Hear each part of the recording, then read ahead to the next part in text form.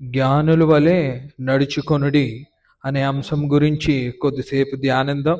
ఎఫెసీయులకు రాసిన పత్రిక 5వ అధ్యాయము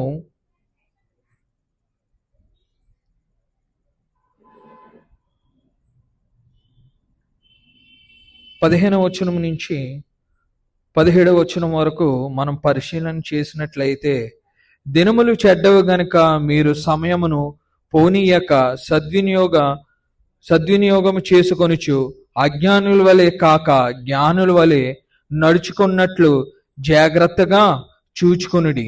ఇందు నిమిత్తము మీరు అవివేకులు కాక ప్రభు యొక్క చిత్తమేమిటో గ్రహించుకొనుడి. మరి ప్రపంచంలో చాలామంది తమ జ్ఞానమని అనుకుంటారు. విద్య, సంపద, అనుభవం, హోదా ఉన్నవారికి జ్ఞానస్తులుగా పరిగణిస్తూ ఉంటారు.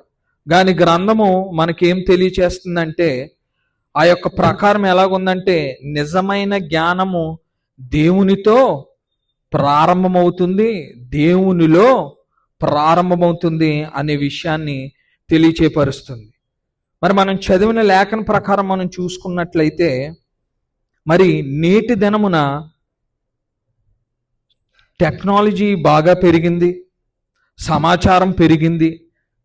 కానీ ఇక్కడ పెద్ద సమస్య ఏంటంటే, ఆ టెక్నాలజీ కానీ ఆ సమాచారం కానీ ఈ యొక్క లోక సంబంధమైన ఎదుగుదల అంతా ఎవరు దయచేసింది? తండ్రి అయిన దేవుని ద్వారా దయచేయబడ్డాది. కానీ ఇవన్నీ పెరుగుతున్న కొద్దీ దేవుని యొక్క జ్ఞానం ఏమైపోతుందండి? తగ్గిపోయే స్థితికి వచ్చేసింది. టెక్నాలజీ పెరిగితే దేవుని యొక్క జ్ఞానం పెరగాలి, సమాచారం పెరిగితే దేవుని యొక్క జ్ఞానం పెరగాలి.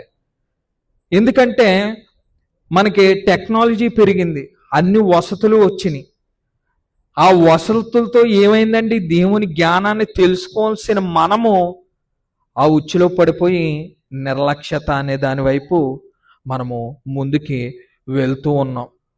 అందుకే పౌలు ఎఫెసీయుల గ్రంథం ద్వారా, ఎఫెసీయుల పత్రిక ద్వారా మనకి ఇటు రీతిగా తెలియచేస్తున్నారు. జ్ఞానుల వలె నడుచుకొనడి అని మనల్ని హెచ్చరించి ఉన్నారు. ఎందుకంటే ఈ లోకంలో మనం ప్రస్తుత కాలంలో మనం చూసినట్లయితే పాపం అనేది ఎంత దారుణంగా పెరిగిపోయిందండి. టెక్నాలజీతో పాటు మనిషి యొక్క జీవితంతో పాటు మనిషి యొక్క లైఫ్ స్టైల్తో పాటు ఏం పెరిగిపోయిందండి? అవన్నీ పెరుగుతూ పాపం కూడా అట్టి రీతిగానే పెరుగుతూ వచ్చింది. కానీ ఆనాడే మనకు తెలియచేసి ఉన్నారు, దినాలు చెడ్డవగా ఉంటాయని ఆయన మనకి ఏం చేశారండి? ఈ లేఖనం ద్వారా హెచ్చరించి ఉన్నారు.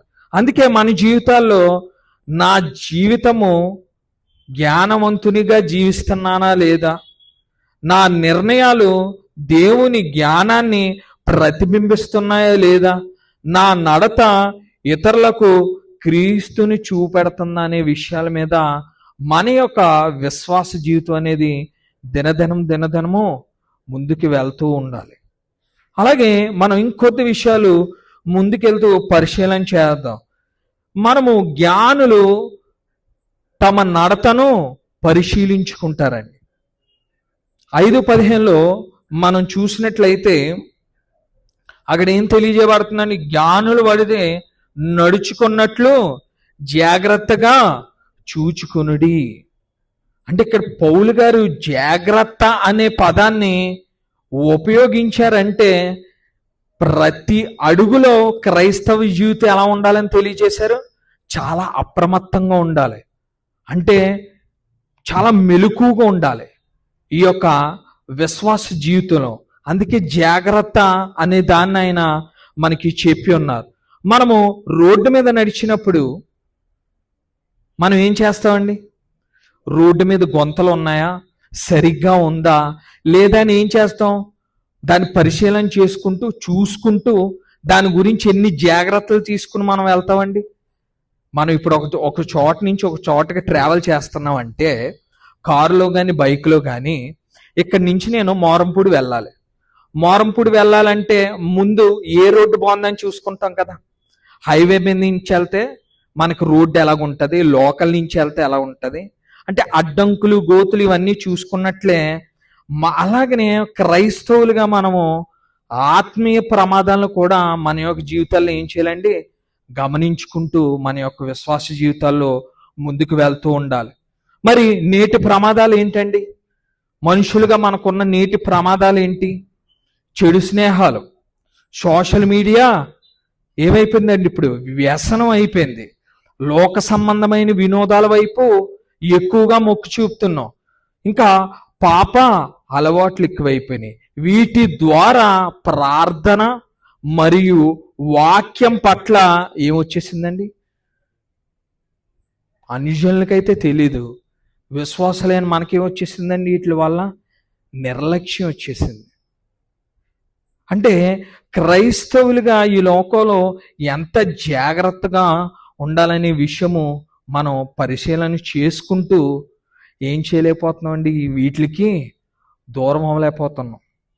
చెడు స్నేహాలు, చెడు సహవాసాలు, చెడ్డవానితో మనం సహవాసం చేస్తే మనం ఏమైపోతామని తెలియచేయబడుతుందండి, మనం అట్టి రీతిగానే మారిపోతాం. వారి ప్రభావం మన మీద పడుతుంది. మన యొక్క విశ్వాస జీవితంలో దాని మీద మనము జాగ్రత్తగా ఉండాలి. ఈ సోషల్ మీడియా వ్యసనం ఎలాగైపోయిందండి, ఇప్పుడు కుర్రవాళ్ళకి కానీ పెద్దవాళ్ళకి కానీ ఏమైపోయిందండి, చేతిలోకి మొబైల్ వచ్చిన తర్వాత అసలు దైవ భయం అనేది లేకుండా పోయిందండి. ఒక నిమిషం అని ఫోన్ పట్టుకుంటాం, వాట్సాప్, ఇన్స్టాగ్రాము చూసి ఏం చేస్తున్నారండి, దానికి వ్యసనం. ఆ వ్యసనం ఇప్పుడు ఏ రీతిగా అయిపోయిందంటే మనుషుల్లో పిల్లవాడు ఒక ఫోన్ ముట్టుకొని యూట్యూబో ఏదో చేస్తుంటే పేరెంట్స్ అందరూ ఎంత గర్వంగా చెప్పుకుంటున్నారండి. చిన్నవాడండి, మా వాడికి 2 సంవత్సరాలు యూట్యూబ్ ఓపెన్ చేస్తున్నాడండి అని చెప్పుకునే స్థితికి ఏంటండి విశ్వాసులైన అంటే మనుషులు అట్టి రీతిగా తయారైపోయారు. అంటే అది ఎంతో గొప్పగా ఏంటండి పరిగణన చేస్తున్నారు వారు.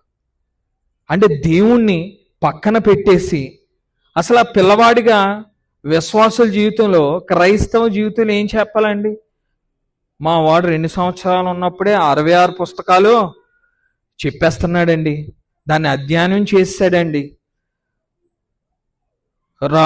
పాత నిబంధనలో ఉన్న రాజులందరూ తెలుసండి, ఆ క్రీస్తు యొక్క వంశావళి తెలుసండి అని చెప్పుకోవాల్సిన క్రైస్తవ విశ్వాస కుటుంబాలు ఎందులో పడిపోయినాయండి, ఈ సోషల్ మీడియా వ్యసనంలో పడిపోయినాయి. ఒక్క నిమిషాన్ని పట్టుకొని ఏంటండి గంటలు దాంట్లో కూర్చుండిపోతున్నారు. దానివల్ల ఏమన్నా ప్రయోజనం ఉందా అంటే, మరి యవనంలో ఉన్నాను కాబట్టి నాకు తెలుస్తూ ఉంటే ఒక్క దాని మీద పట్టుకుంటే ఎన్ని చెడ్డ విషయాలు మనం చూడాలని అక్కడెక్కడో ఎవడో కంట్రోల్ చేస్తూ ఉంటే మనం ఇక్కడ వాడి ఆలోచన ప్రకారము మన మైండ్ సెట్ని వాడు నడిపిస్తూ ఉంటాడు. మనం ఈ వాక్యాన్ని తెలుసుకుని మన ఆత్మీయ స్థితిని పరిశీలన చేసుకున్నట్లయితే ఈ సోషల్ మీడియాకి మన కుటుంబము మన పిల్లల్ని ఏం చేస్తామండి, జాగ్రత్త చేస్తాం. తల్లిదండ్రులుగా ఈ యొక్క ప్రస్తుత లోకంలో మన పని ఏంటంటే ఎప్పుడూ వారిని మానిటర్ చేస్తూ ఉండాలి, వారి పరిశీలన చేస్తూ ఉండాలి, అడగాలి. ఇప్పుడు ఫోన్ ఇమ్మంటే ఇస్తారా?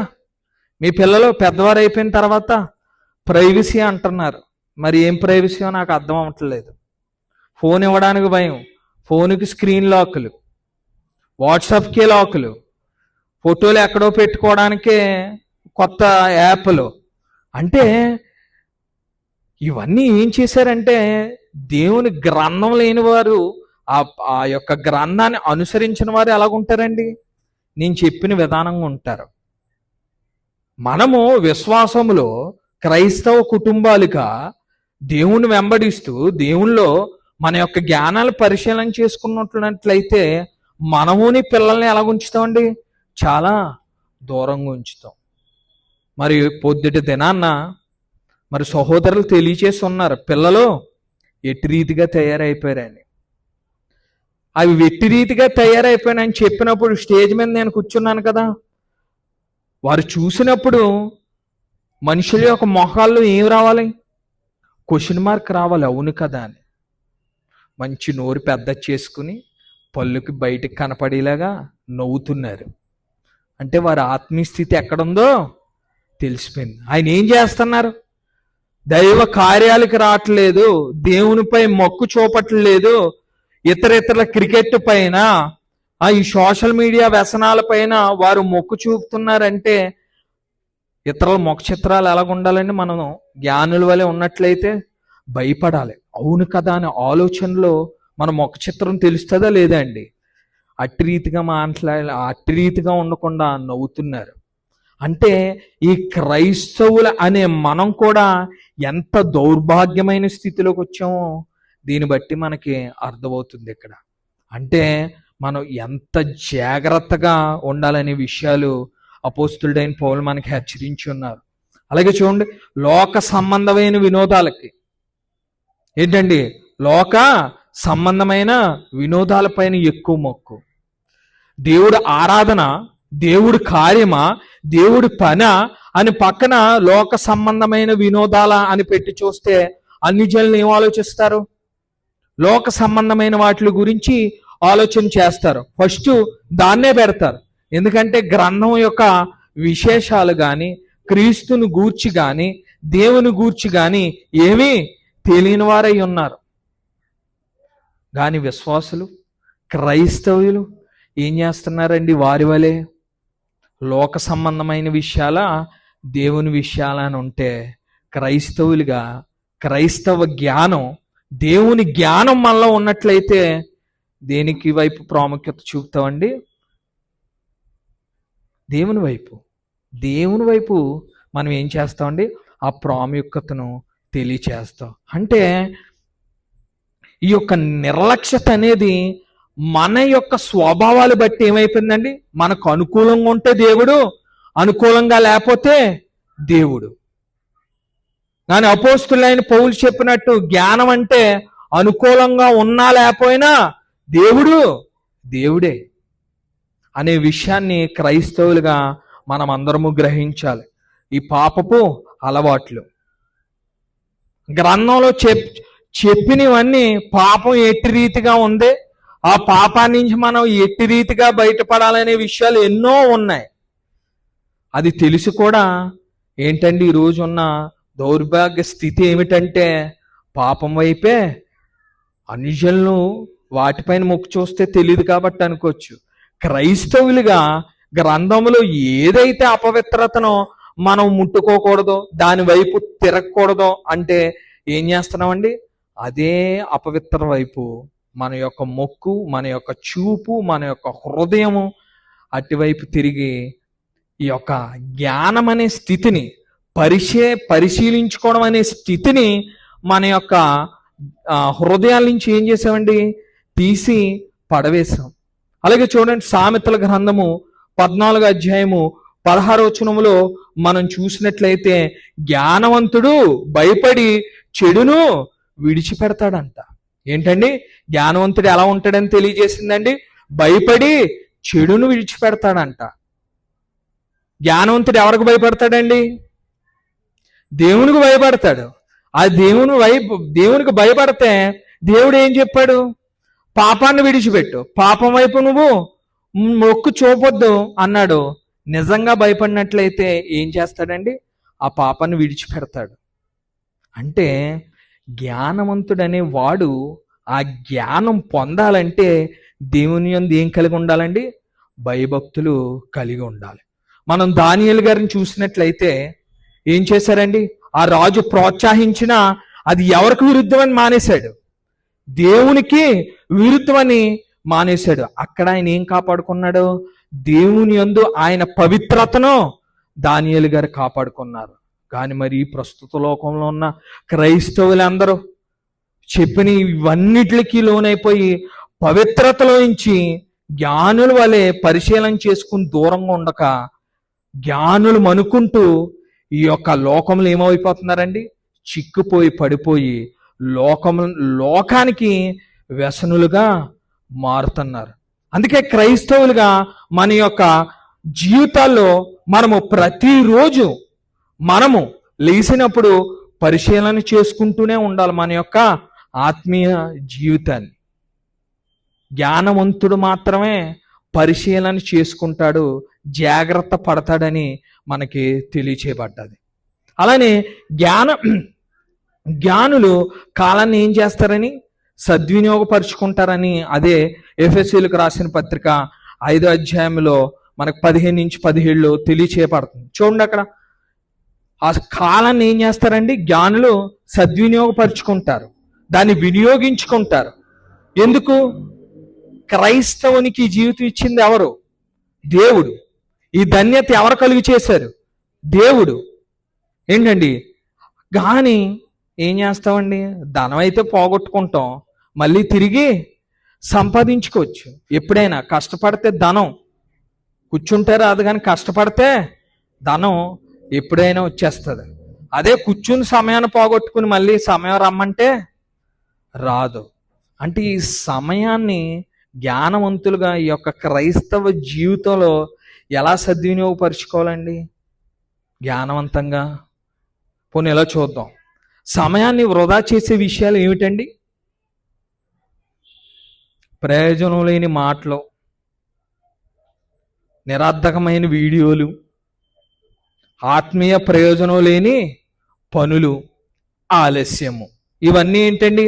సమయాన్ని వృధా చేసే విషయాలు. క్రైస్తవుడు అనేవాడు ఈ యొక్క ప్రయోజనం లేని మాటలు మాడతారండి. ఎప్పుడు మనం సహోదరి సహోదరుడు, సహోదరి కలిసినప్పుడు దేవుని యొక్క ఆత్మీయత మాటలు ఉండాలి తప్ప ప్రయోజనం లేని మాటలు, లోక సంబంధమైన మాటలు, లోక సంబంధమైన ముచ్చట్లు అనేవి ఏమి ఉండకూడదండి? ఏవి ఉండకూడదు. వారిద్దరి మధ్యలో ఇరుగురి ఆత్మీయ స్థితి ఎలా పెంపొందించుకోవాలనే విషయాల మీదే మాటలు ఉండాలి. అలాగే వీడియోలండి, చెప్పాను కదా, ప్రతిదీ ఇప్పుడు ఫ్యాషన్ అయిపోయింది. వీడియోలు యూట్యూబ్లో చూడడం, అది చెప్పేది ఏంటో తెలీదు, ఆ యొక్క స్థితి ఏంటో తెలీదు, అవతల వాడి యొక్క జీవితం తెలీదు. ఏం చేస్తాం? వీడియోలో చూసి అయ్యో బాబోయ్, అయ్యగారు భలే వాక్యం చెప్పేశారు. అంటే ఈ నిరర్ధకమైన వీడియోలు అంటే ఇప్పుడు వాస్తవాలు ఎవరికి అక్కర్లేదండి. ఏం కావాలంటే మోటివేషనల్ వీడియోస్. అదిగో నువ్వు కష్టంలో ఉన్నావా, దేవుణ్ణి నిన్ను ఆదుకుంటాడో, నా దగ్గరికి రా, ఇవి కావాలి. నువ్వు పాపం చేసావు, పాపంలో ఉన్నావు, జాగ్రత్తగా ఉండంటే ఎవరు ఒప్పుకుంటారండి? త్రాగుబోతుని నువ్వు వెళ్ళి త్రాగుతున్నావు అని చెప్తే ఏమంటాడు? ఆ తాగుతున్న బాటిల్ తీసే తిరగమల్ని కొడతాడు. అలాగే పాప దగ్గరికి వెళ్ళి నువ్వు పాపం చేసావు, రక్షింపబడు, నువ్వు పాపంలో ఉన్నావు, దేవుడు మాటలేనంటే వింటాడా? వినడు. ఆ వీడియోలు ఇప్పుడు మొత్తం ఏంటంటే జనాలు క్యాచ్ చెయ్యాలి. ఇప్పుడు జనాలకి సమస్యలు ఏంటండి? ఆర్థిక సమస్యలు ఏంటండి? ఆర్థిక సమస్యలు, ఆరోగ్య సమస్యలు, చదువు విషయంలో సమస్యలు, స్వస్థతలు. అరే గ్రంథం ఎంత క్లుప్తంగా తెలియజేయబడుతుంది. ఏంటని చదివితే, దాని మీద అధ్యయనం చేస్తే, నేను ఇన్ని మాటలు చెప్పక్కర్లేదు. మీకు మీరే అధ్యయనం చేసుకుంటే నేను చెప్పేలోపే మీకు లోపల రన్ అయిపోతూ ఉంటుంది. అంటే ప్రతి ఓళ్ళకి ఇప్పుడు ఏం కావాలంటే మోటివేషనల్ వీడియోస్ కావాలి, దేవుని వాక్యం వద్దు. అంటే ఈ యొక్క నిరర్ధకమైన వీడియోలు అలా తయారైపోయినాయి. అలాగేంటండి? ఆత్మీయ ప్రయోజనం లేని పనులు రెండు రకాలుగా చూడొచ్చు. ఆత్మీయ ప్రయోజనం లేని పనులు అంటే దేవుడికి సంబంధం లేని పనులు, దేవుళ్ళలో ఉంటా కూడా దేవుడికి ఇష్టం లేని పనులు చేసే వ్యక్తులు కూడా ఈ లోకంలో ఎంతో మంది ఉన్నారు విశ్వాసంగా ఉండి. జ్ఞానులైతే ఇలా చేయరని ఆ కాలాన్ని దేవుడు ఏదైతే చెప్తున్నాడో, దేవుడి చిత్తం ఏదైతే ఉందో అటు రీతిగా చేస్తారని తెలియచేయబడుతుంది. ఇంకా ఆలస్యం. పొద్దున్న నాటిసేని గౌటం గారు తెలియజేస్తున్నారు, ఈ ఆలస్యం అనేది ఒక జబ్బులమై తయారైపోయిందంట మనకి. పొద్దున్న ఎన్నింటికని చెప్పాం? 10 చెప్పాం కార్యక్రమం. స్టార్ట్ అయ్యేసరికి 11:10 అయ్యింది. మనం పెట్టింది ఎప్పుడు? 10. ఆ లేటుగా వస్తారని చెప్పి 10:30కి స్టార్ట్ చేద్దామని 10:30కి ఫ్యామిలీ మొత్తం అందరూ కూడి అక్కడ ఉంటే దైవజనులు నడిపించేవారు ఆ కుటుంబం తప్ప ఇంకా ఎవరూ లేరు. అంటే ఈ యొక్క ఆలస్యం అనేది భౌతికమైన విషయాల్లో బాగుంటుంది, కానీ దేవుని యొక్క విషయాల్లో అస్సలా దేవునికి తగిన విషయం కాదు అది. దేవుని విషయంలో మనం ఇప్పుడు ఒక ఆఫీస్కి వెళ్ళినప్పుడు ఎంత డిసిప్లిన్ కలిగి ఉంటామో, మనం ఏంటండి దేవుని దగ్గరికి వెళ్ళేటప్పుడు కూడా అంతే డిసిప్లిన్ కలిగి ఉండాలి. అంటే అక్కడ జీతం కట్ చేస్తారని, మళ్ళీ శిక్షిస్తారని భౌతిక సంబంధంగా ఆలోచిస్తాం. మరి దేవుడు కూడా ఊరుకునే ఉంటారు ఆయన ఆలస్యం చేస్తే. ఆయన ఆలస్యం చేస్తే ఏముండదు, మనకి నిత్యజీవం ఉండదు. ఆలస్యం చేస్తే భూమి మీద మన మీద ఏముండదండి, ఆయన కృప ఉండదు, ఆయన చూపు ఉండదు అని మర్చిపోతున్నారు. ఎందుకు? వెంటనే ఉండదు కదా పనిష్మెంటు. ప్రతిదీ ఇప్పుడు మనకి ఏమన్నంటే మేము కృపాకాలంలో ఉన్నామండి, మాకు ఇంకా టైం ఉందండి మారడానికి. అది తెలుసుకునే లోపు జీవితం అయిపోతుంది. పడాల్సిన దేవుని కృప మన మీద ఉండలేదు. అటు ఆత్మీయ జీవితం అప్రయోజనం, అటు భౌతికమైన జీవితం కూడా ప్రయోజనం లేకుండా అయిపోతుంది. అంటే ఈ ఆలస్యం అనేది చిన్న విషయంగా చూస్తాం. ఏంటండి పెద్ద పెద్ద డబ్బున్న వాళ్ళు అందరూని దేని గురించి మాట్లాడతారండి? సమయాన్ని గురించే మాట్లాడతారు. సమయాన్ని సరిగ్గా సద్వినియోగం చేసుకుంటే ఎంత ఎత్తి ఎదగాలో అంత ఎత్తి ఎదుగుతామని. అంటే ఈ సమయాన్ని మనుషులు అనేవారు అంత నిర్లక్ష్యం చేస్తూ ఉంటారు. మరి దేవుడు ఈ గ్రంథం ద్వారా మనకి ఎంత జ్ఞానాన్ని తెలియజేశారండి. బిజినెస్ మ్యానే చెప్పాలా, మీకు అర్థం అవ్వాలని చెప్పాను. ఇక్కడ అపోస్తులుడైన పౌలు చెప్పట్లేదా? మనకి ఏమంటున్నారు? కాలాన్ని సద్వినియోగపరచుకోండి అని చెప్తున్నారు. ఇంకా దీని మించి దేవుడు చెప్పిన తర్వాత బిజినెస్ మ్యాన్లు చెప్తే ఏంటి, ఎవరు చెప్తే ఏంటండి? వాళ్ళ మాటలు నిర్లక్ష్యం చేసినా పర్లేదు, దేవుడి మాటలు నిర్లక్ష్యం చేయొచ్చా? అంటే జ్ఞానవంతుడు దేవుని యొక్క మాటను నిర్లక్ష్యం చేయడు. చూడండి, కీర్తన గ్రంథము దావీదు రాసిన కీర్తన 90 అధ్యాయము 11వ వచనంలో చూసినట్లయితే, మా దినములను లెక్కించుట మాకు నేర్పుము. ఏంటండి? దినాలను లెక్కించడం మాకు నేర్పించమంటున్నారు. మనం మనుషులుగా తెలుసుకోలేని విషయం ఏంటంటే అండి, ఈ యొక్క జీవితము ఏంటండి ఎంతసేపు ఉంటుందండి? ఏమండి, ఈ జీవితం అనేది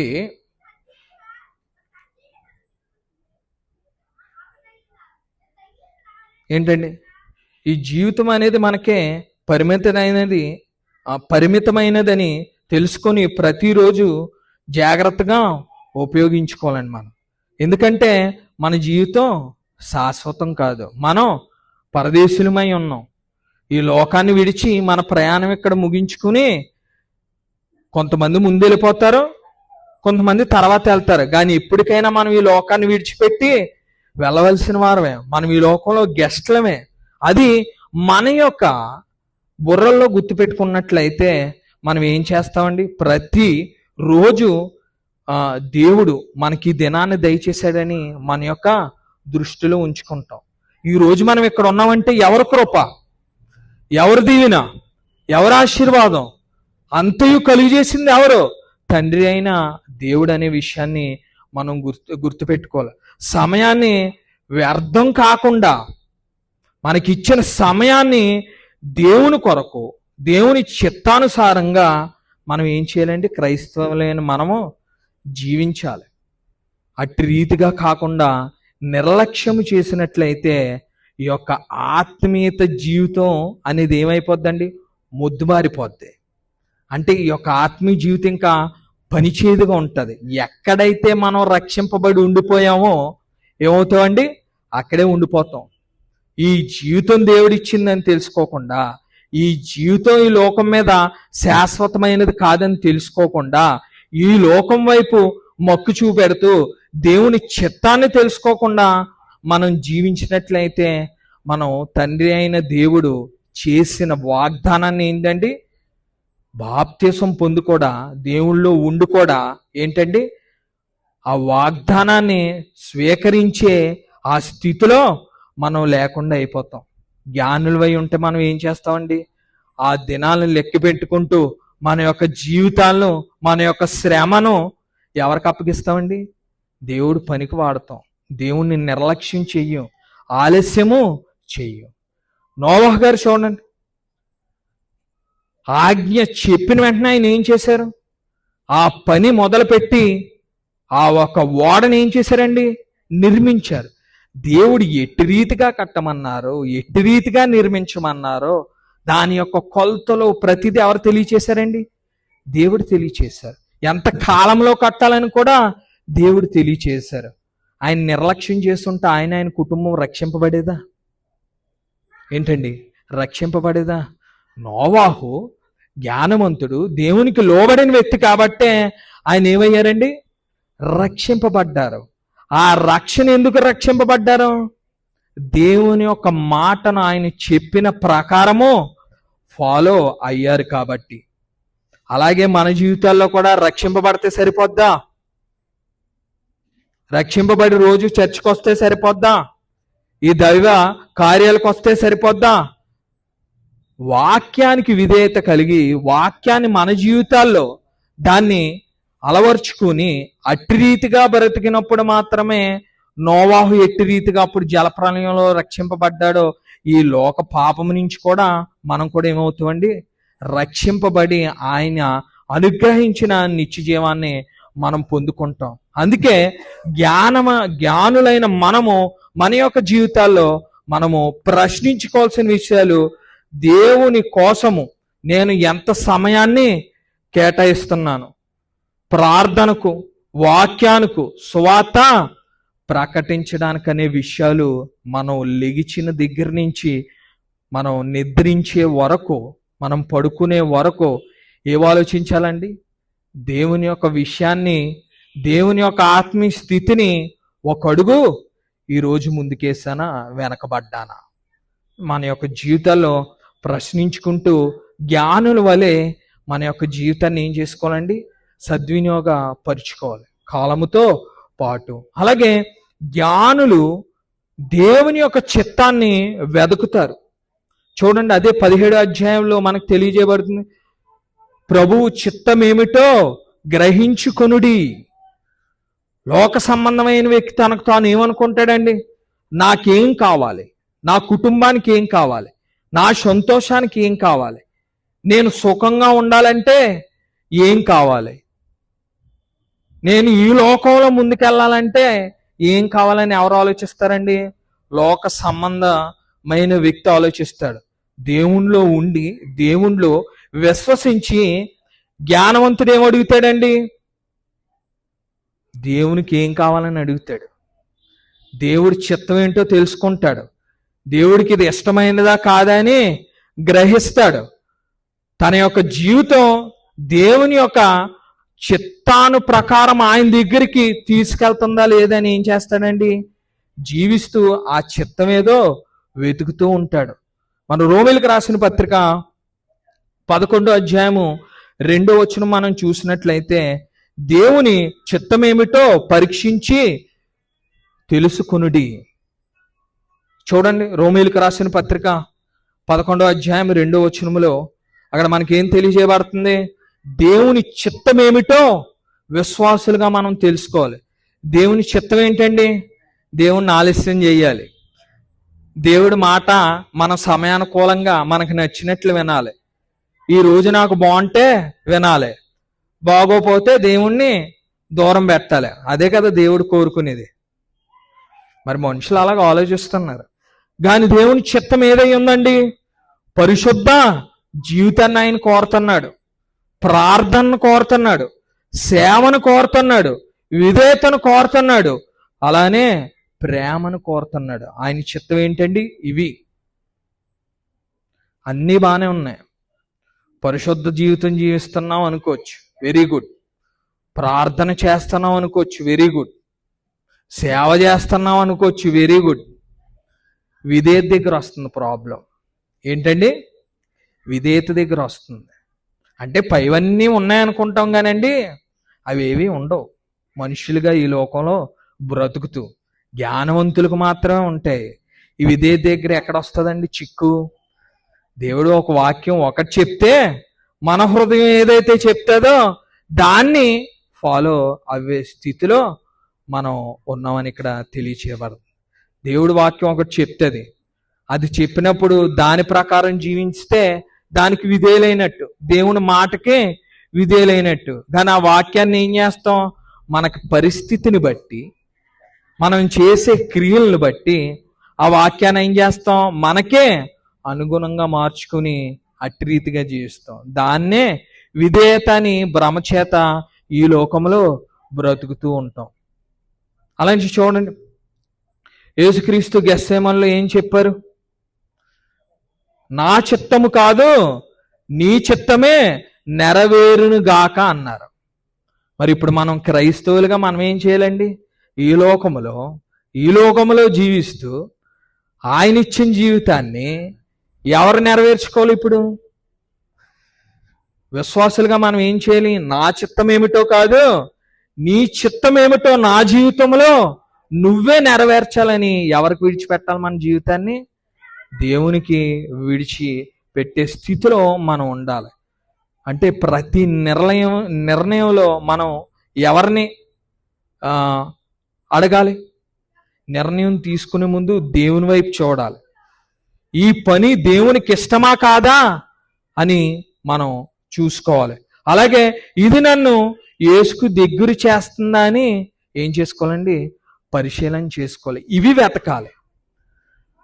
కానీ మనుషుల యొక్క నిర్ణయాలు అటు అన్ని జనులది ఇటు విశ్వాసులది చూసినట్లయితే ఎలాగుందండి? దేవుని చిత్తం కాదు, నాది, నేను ఇదంటే అది అవ్వాల్సిందే అని ఏం చేస్తున్నారు? అదే జ్ఞానం అనుకుని, అదే తెలివి అనుకుని ఏమవుతున్నారండి? ఆ మాట మీద నుంచుండిపోతున్నారు. అంటే అక్కడ ఏంటి? దేవుని చిత్తం కాదు, దేవుని నిర్ణయం కాదు అక్కడ తీసుకోవాల్సింది. ఎవరి నిర్ణయం అండి? వీరిది. నేను అనుకున్నాను, నేను ఒక హోదాలో ఉన్నాను, ధనవంతుణ్ణి, తెలివైన వాణ్ణి అని మూర్ఖత్వంలో ఉండి నాదే నిర్ణయం అని ఎవరిని దూరం పెడుతున్నారు? దేవుణ్ణి దూరం పెట్టే స్థితిలోకి వచ్చేసారు ఈనాటి క్రైస్తవ్యులు. మరి మనం ఆదిమ సంఘాన్ని చూసినట్లయితే వాళ్ళు ఎట్టి రీతిగా నడుచుకున్నారండి? నిర్ణయాలు కానీ, వారు చేసే పనులు కానీ, వారు చేసే సేవ కానీ ప్రతిదీ ఎవరి చిత్తానుసారం వెళ్ళింది? దేవుని చిత్తానుసారం వెళ్ళింది. మరి ఆనాటి నుంచి ఈనాటి వరకు చూస్తే సంఘాలు కానీ, విశ్వాసులు కానీ ఎవరి నిర్ణయాల్ని, ఎవరి చిత్తాన్ని నెరవేర్చుకుంటారు? మనుషుల యొక్క చిత్తాన్ని, వీరి యొక్క నిర్ణయాల్ని నెరవేర్చుకునే స్థితికి వచ్చేసారు. ఇది ఎంతో ప్రమాదకరమైన స్థితి. అందుకే జ్ఞానులు అనేవారు దేవుణ్ణి వాక్యానికి, ఆయన యొక్క జ్ఞానానికి లోబడేవారు ఎట్టి రీతిగా ఉంటారండి? ఆయన యొక్క చిత్తాన్ని వెదికే స్థితిలో ఉంటారని మనకి ఇక్కడ తెలియచేయబడుతుంది. అలాగే జ్ఞానులు తమ మాటల్ని ఏం చేస్తారండి? అదుపులో ఉంచుకుంటారనే విషయం కూడా మనకు తెలియజేయబడుతుంది. సామెతల గ్రంథము 10వ అధ్యాయము 19వ వచనంలో మనం చూసుకున్నట్లయితే మాటలు విస్తరించినచో అతిక్రమము తప్పదు. అంటే అక్కడ చూడండి వేరే విధంగా ఉంటది. విస్తారమైన మాటల్లో దోషము మానదు. ఏంటండి? మన యొక్క జీవితాల్లో పరిశీలన చేసినప్పుడు విస్తారంగా మాట్లాడేస్తే ఏమవుతుందండి? ఒక ఇద్దరు మనుషులు మనం ఇద్దరు కూర్చుని మాట్లాడుకుంటున్నప్పుడు 10 నిమిషాలు బాగుంటుంది. 11వ నిమిషం ఏం మొదలవుద్దండి?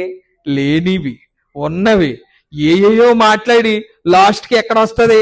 ఏదొక మనస్పర్ధం అనేది ఏంటండి? ఇద్దరికి వస్తుంది. అంటే విస్తారముగా మనం ఏం చేయకూడదండి? మాట్లాడకూడదు.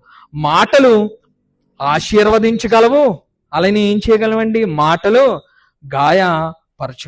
గాయపరచగలవు.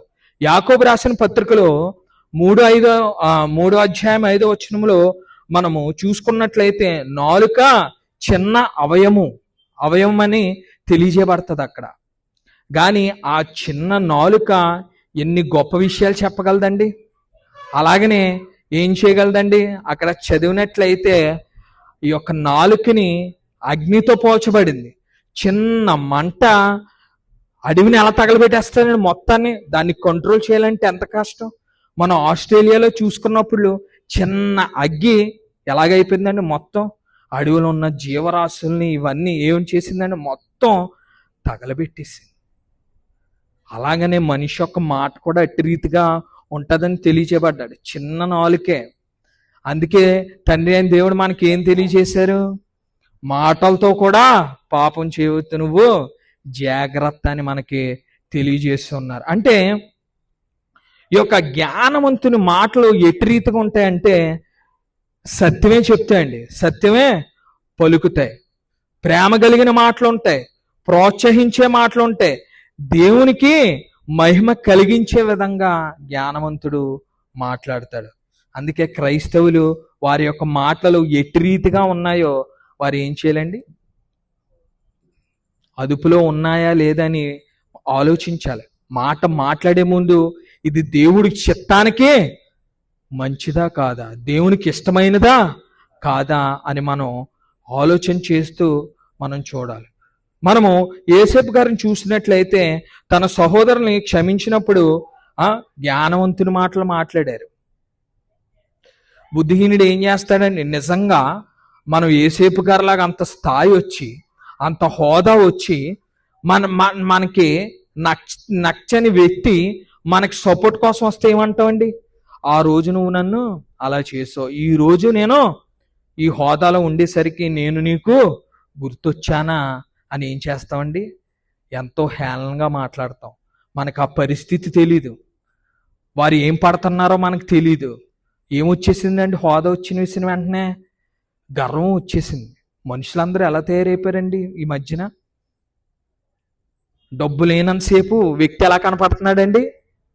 ఒకలా ఉంటున్నాడు. డబ్బు వచ్చిన తర్వాత మాట మారిపోతుంది, తీరు మారిపోతుంది, మనల్ని పలకరించే విధానం మారిపోతుంది.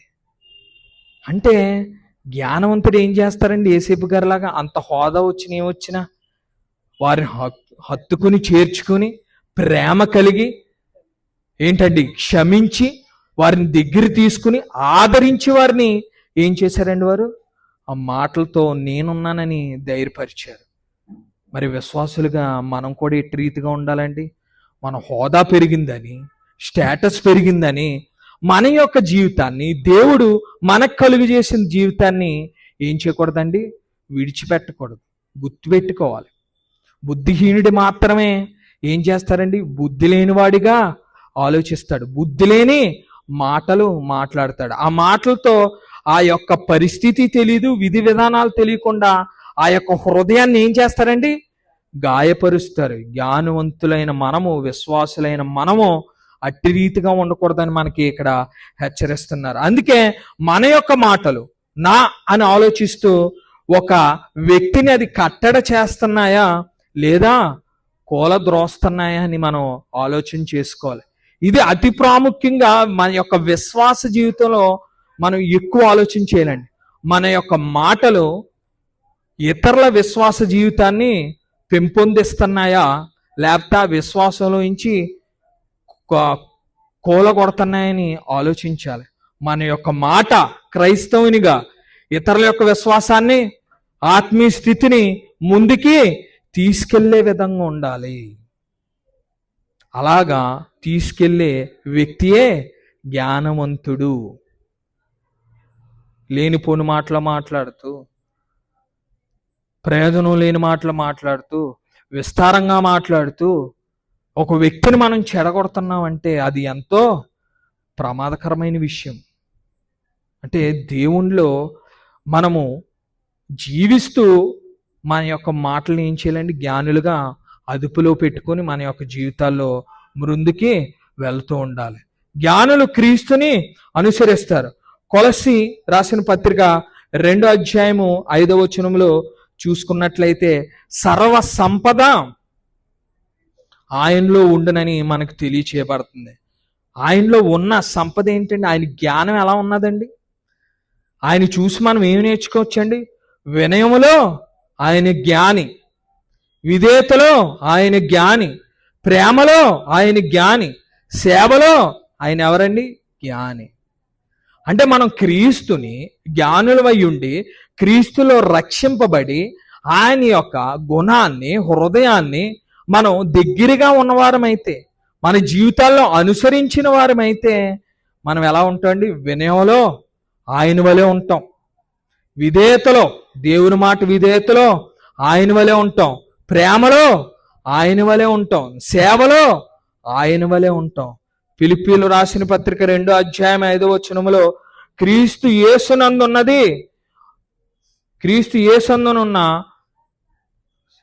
మనసే మీలో ఉండనీయుడి అని తెలియచేయబడుతుందండి. అంటే ఈ పైన ఇప్పుడు చెప్పినవన్నీ ఆయన యొక్క మనసు మనలో ఉన్నట్లయితే మాత్రమే ఆయన యొక్క జ్ఞానాన్నే మనం పొందుకోగలమండి. దేవుణ్ణి విశ్వసించేసాం, దేవుణ్ణిలో ఉన్నాం, దేవుణ్ణిలో మేము నడుస్తున్నాం అని మాటల ప్రకారంగా ఉంటే సరిపోదు. అనుసరించే విషయంలో, మన క్రియల్లో యేసుక్రీస్తులో ఉన్న ఆ వినయము ఇతరుల మీద మనం కనుపరచాలి.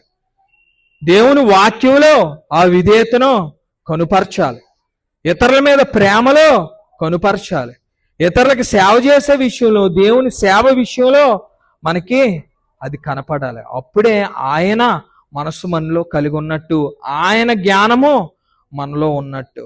ఆయన చూడండి, సేవ విషయంలో ఎంత గొప్ప ఉదాహరణ మనకు తెలియజేస్తున్నారు. శిష్యుల పాదాలను కడిగారండి ఆయన.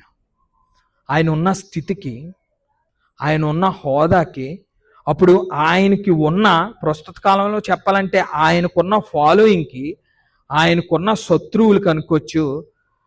ఆయన శిష్యుల పాదాలను కడిగితే ఈ కాలంలో ఒప్పుకుంటామండి? ఒప్పుకోవనే ఆనాడు ఆయన మనకు తెలియజేసి ఉన్నారు, గ్రంథంలో రాయించి ఉన్నారు. చూడండి, లోకం ఏం చెప్తుంది? అటు రీతిగా ఉన్నవాడిని కుర్చీ వేసి పైన కూర్చోబెట్టాలి, ఆర్డర్లు వేయాలి అని ఏమని కోరుకుంటామండి? మానవులైన మనం కోరుకుంటాం. ఏంటండి, అంతేనా? ఇప్పుడు మనం సంఘాల్లో చూసుకున్నట్లయితే బాగా డబ్బున్నవాడు ఉంటాడు, లేనివాడు ఉంటాడు. మన యొక్క ఆలోచన ప్రకారం ఏం చేస్తామండి? లేనివాడే కుర్చీలు సదరాలా, ఉన్నవాడు కుర్చీలు సదరకూడదు అంటారా? కానీ మనుషుడు ఎలాగో ఆలోచిస్తాడండి. అదేనండి, మనిషి యొక్క బుద్ధి ఎంతో నీచమైనది.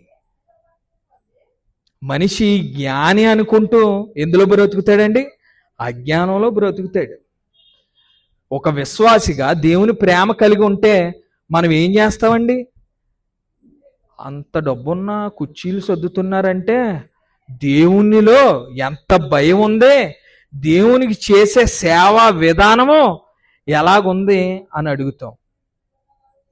కానీ ఇప్పుడున్న లోక పరిమితులు అంటే విధానాలు ఎలాగైపోయినాయి అంటే దేవుడి భయం పోయింది, దేవుడి చిత్తం అక్కర్లేదు, అంటే దేవుళ్ళో గడుపుదామని లేదు. ఏదో క్రీస్తులో ఉన్నాం, మన జీవితాలు నడిచిపోతున్నాయి అనుకుంటున్నాం తప్ప ఎంత ప్రమాదకరమైన స్థితిలో ఉన్నామో మనం తెలుసుకోలేని స్థితిలో ఉన్నాం. అప్పుడు నాయకత్వం కోరాలని మనం అనుకుంటాం, కానీ యేసు మనకేం నేర్పించారండి? ఆ సేవను నేర్పించారు, ఆ తగ్గించుకునే యొక్క విధానాన్ని నేర్పించారు, దేవుని యొక్క మాటకు విధేయత ఎలా కలిగి ఉండాలో చూపించారు. అంటే దేవుళ్ళో ఉన్న వ్యక్తి ఎలాగుంటాడో ఆయన ఆ యొక్క సిచ్యువేషన్ ద్వారా మనకి తెలియజేస్తున్నారు. అందుకే మనం అందరం మన జీవితాల్లో క్రీస్తుని ఎంత ఎక్కువగా అనుసరిస్తే మనము అంత ఎక్కువగా జ్ఞానవంతులమండి. ఏంటండి, మనం ఎంత ఎక్కువగా క్రీస్తును అనుసరిస్తూ మన యొక్క జీవితాల్లో దేవుని యొక్క చిత్త ప్రకారం వెళ్ళినట్లయితే మనం అంత జ్ఞానము కలిగిన వారమని తెలియజేయబడుతుంది. ఆ యొక్క ఉదాహరణ వల్ల మన యొక్క స్థితి ఏంటో మనకి తెలుసుకోవచ్చు. మనం సేవ చేసే స్థితిలో ఉన్నామా? నాయకత్వాన్ని కోరుకునే స్థితిలో ఉన్నామా? దేవుని యొక్క ఆజ్ఞలను, ఆయన యొక్క మనసును మనలో ఉంచుకుని జీవిస్తున్నామా అనే విషయాలు తెలుసుకోవాలి. అంటే ఒక జ్ఞానం కలిగిన వ్యక్తి, నిజంగా నేను ఎందుకు దేవుళ్ళో రక్షింపబడ్డాను అని తెలుసుకుని జీవించిన వ్యక్తి అయితే ఎవరిని అనుసరిస్తారండి? క్రీస్తుని అనుసరిస్తారు. వాక్యానికి విధేయులయ్యి ఆయన యొక్క ఆజ్ఞలకు లోబడి జీవించిన వారుగా జ్ఞానుల వలె వారు బ్రతుకుతారని మనకి ఇక్కడ తెలియచేయబడుతుంది. చివరగా జ్ఞానులు నిత్యత్వాన్ని, అంటే దేవుడు మనకు అనుగ్రహించిన వాగ్దానాన్ని, అంటే నిత్య జీవాన్ని దృష్టిలో ఉంచుకుని జీవిస్తారు. ఎవరు? జ్ఞాని. మత్తయి రాసిన సువార్త 7వ అధ్యాయము 24వ వచనములో మనకి ఏం తెలియజేయబడుతుందంటే, నా మాటలు విని వాటిని చేయవాడు బండ మీద తన ఇల్లు కట్టిన జ్ఞాని వంటి వాడు. అంటే జ్ఞానవంతుడు ఈ లోకానికే కాదండి, ఈ లోక పరిమితికే కాదు, ఈ లోకంలో మనకు అవసరమైనవి జ్ఞానవంతుడు ఏం చేస్తాడో అవసరమైనంత వరకే. ధనం ఈ లోకంలో బ్రతకాలంటే అవసరం. ఏంటండి? తిండి అవసరం, బట్ట అవసరం, ఇల్లు అవసరం. జ్ఞానవంతుడు ఏం చేస్తాడు? ఎంతవరకు అవసరమో అంతవరకే ఉంటాడు. ఏంటండి?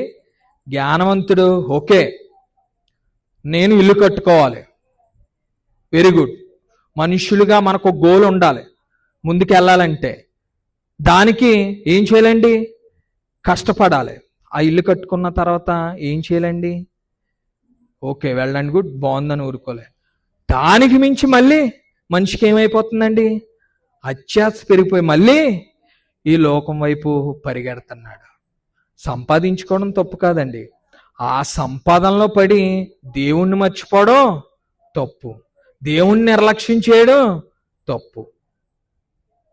ఎందుకంటే ధనవంతులు దేవుని రాజ్యానికి వారసులు కారని ఎందుకన్నారంటే, మరి అలా చూసుకుంటే అబ్రహాం గారు ఎంతోమంది ఉన్నారు, కానీ వారు ఏం చేశారు? ధనం ఉంది కానీ దేవుణ్ణి నిర్లక్ష్యం చేయలేదు. మరి ప్రస్తుత లోకంలో ఎలాగైపోయిందండి? మనం జ్ఞానవంతుల వలె ఉన్నామా, బుద్ధిహీనుల వలె ఉన్నామా? సూటిగా మీకు చెప్పాలంటే మనసులు గాయపడవంటే బుద్ధిహీనుల వలె ఉన్నాం. ఎందుకండి? ఎందులో కందులో నిర్లక్ష్యం. తండ్రి అయిన దేవుడేమో మీరు నా యందు ఉండండి, మీకు కలగాల్సింది ప్రతిదీ నేను మీకు కలుగు చేస్తానని చెప్తుంటే, మనం ఏంటంటే మీ యందు ఉండకుండా నాకు కావాల్సినవి అన్నీ కలుగు చేసేయండి అని దేని వైపు పరిగెడుతున్నామండి? లోకం వైపు పరిగెడుతున్నాం. అంటే బుద్ధి కలిగిన వాడు ఏం చేస్తాడండి? రాయి మీద ఇక్కడ ఆ ఇల్లును కట్టుకుంటాడు. అదేంటి? ఆ కొండ మీద ఇల్లు కట్టుకుంటాడు, బండ మీద ఇల్లు కట్టుకుంటాడు. ఆ బండ ఏంటండి? ఇక్కడ ఆ వచ్చేదానికి బండ మీద ఇల్లు కట్టుకుంటే ఎలాగుంటుందండి? స్ట్రాంగ్గా ఉంటుంది. అంటే బండ మీద ఇల్లు కట్టుకున్నప్పుడు గాలి కానీ దుమారాలు కానీ ఏమన్నా వచ్చినప్పుడు పడతాయండి. ఎంత సాలిడ్గా ఉంటుంది.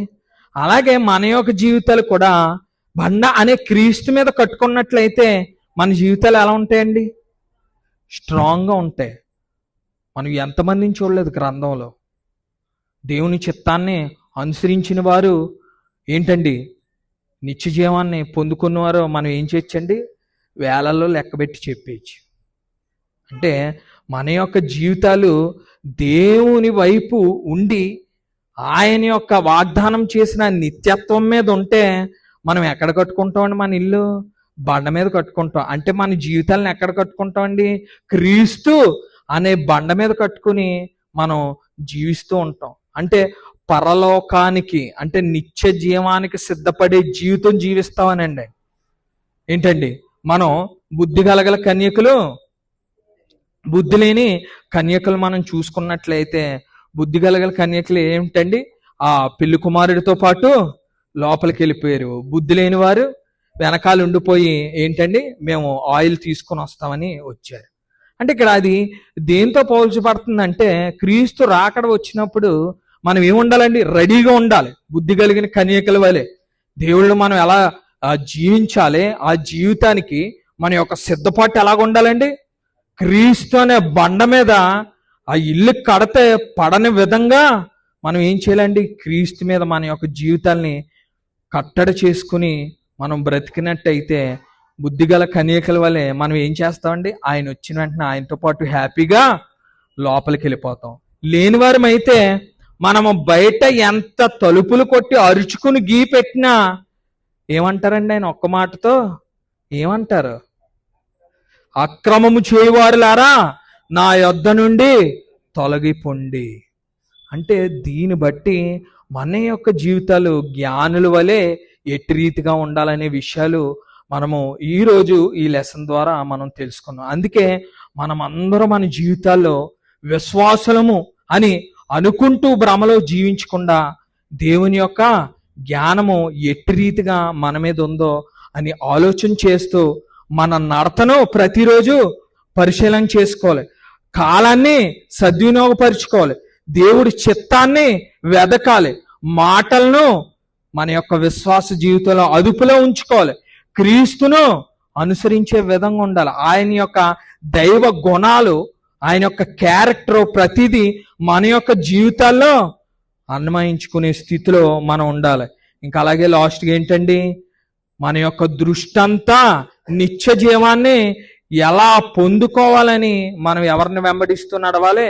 క్రీస్తుని వెంబడిస్తూ మనము నడవాలి. అందుకే మన యొక్క జీవితాల్లో మనము ఏంటండి? మనమే కొన్ని పరిశీలన చేసుకోవాలి. నేను జ్ఞాని వలె నడుస్తున్నానా? నా జీవితం దేవునికి ఇష్టమై ఉన్నదా? ప్రభు ఈరోజు వచ్చిన నేను సిద్ధంగా ఉన్నానా లేదా అన్న విషయాలు మన యొక్క జీవితాల్లో దాన్ని అలవాటు చేసుకుంటూ ప్రయత్నిస్తూ సిద్ధపడుతూ ఏం చేయాలంటే జ్ఞానుల వలె మనం ముందుకి వెళ్ళాలి. చివరిగా సామెతల గ్రంథము 4వ అధ్యాయము 7వ వచనంలో తెలియజేయబడుతుంది ఏంటంటే, జ్ఞానమే ముఖ్యము, జ్ఞానమును సంపాదించుకొనుము. ఏ జ్ఞానం అండి మనకు ముఖ్యము? దేవుని యొక్క జ్ఞానము ఎంతో ముఖ్యము.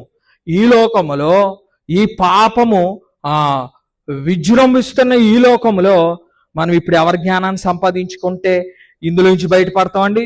దేవుని యొక్క జ్ఞానాన్ని సంపాదించుకోవాలి. ఎందుకంటే ఆ జ్ఞానము ఒక్కటి మాత్రమే ఈ లోకము నుండి మనల్ని వేరు చేయపరచగలదు. కాబట్టి దేవుని యొక్క జ్ఞానం ముఖ్యం. కాబట్టి దేవుని యొక్క వాక్యానికి, దేవుని యొక్క మాటకు విధేయత కలిగి ఆయన చెప్పిన జ్ఞానాన్ని మనం అందరము సంపాదించుకుని ఈ లోకములో జ్ఞానుల వలె దేవుని కలిగి చేసిన ఆ జ్ఞానాన్ని సంపాదించుకునే వారముగా మనం అందరూ ఈ లోకంలో బ్రతకాలని మిమ్మల్ని హెచ్చరిస్తూ నన్ను నేను హెచ్చరించుకుంటూ ఈ కొద్ది మాటలు ముగిస్తున్నాను.